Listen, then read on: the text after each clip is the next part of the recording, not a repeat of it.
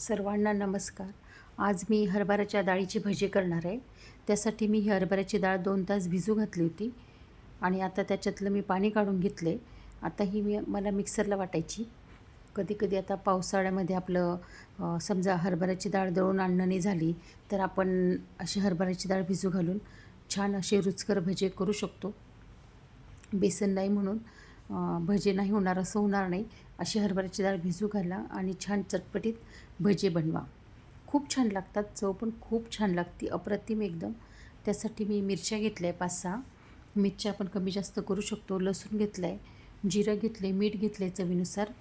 पूर्ण आता हरभऱ्याची डाळ टाकून घ्यायची त्याच्यामध्ये आणि जाडसर असं वाटून घ्यायचं आहे. पाणी टाकायची काहीही गरज नाही आहे. जाड असं वाटून घेतलं आहे आता मी हे मिक्सरला. आता हे मिक्सरच्या भांड्यातून पीठ मी कुकरच्या डब्यामध्ये काढून घेते, म्हणजे आपल्याला भजे करायला सोपे जातील. तोपर्यंत कढई ठेवली तापवायला, तेल तापते तोपर्यंत हे भांड्यामध्ये काढून घेतलं. बघा किती छान पीठ झालं आहे ना, जाडसर. मस्त होतात भजे, एकदम घरच्या घरी आपले तयार रेडी भजे. छोटे छोटे भजे मी करून घेते. आता तेल आपलं चांगलं तापलं आहे. सगळे भजे असे छोटे छोटे सोडायचे तेलामध्ये आणि ते दोन्ही साईडनी तळून घ्यायचे चांगले. लाल रंग येईपर्यंत छान आपण भजे तळून घेऊया दोन्ही साईडनी. पण कढईमध्ये एवढे भजे बसले तेवढे भजे मी टाकले. दोन्ही साईडने चांगले उलटसुलट करायचे आणि भजे तळून घ्यायचे. कुरकुरीत होतात हे भजे एकदम आणि आतून सॉफ्ट असतात, मस्त खूप छान लागतात. चवीला तर खूपच अप्रतिम झाले होते. पूर्ण भजे काढून घेते आता मी. उरलेलं पीठ आहे त्याचे पण आता आपण सगळे भजे करून घेऊया.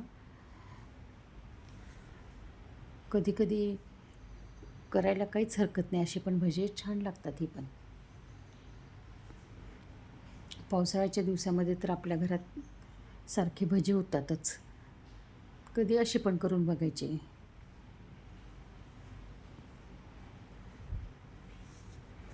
उरलेल्या सर्व पिठाची मी आता भजे पूर्ण करून घेते. ते पण दोन्ही साईडनी चांगले तळून घ्यायचे. हे बघा किती छान भजे झाले होते ना, खूपच मस्त झाले होते. आता ते पण मी वाटीमध्ये काढून घेते पूर्ण भजे. हरभऱ्याच्या डाळीचे अप्रतिम एकदम रुचकर असे आपले भजे रेडी आहेत. हे बघा किती छान झाले होते. कलर पण खूप छान आला होता आणि चवीलाही एकदम मस्त झाले होते. रुचकर भजी, हरभऱ्याच्या डाळीचे भजे रेडी.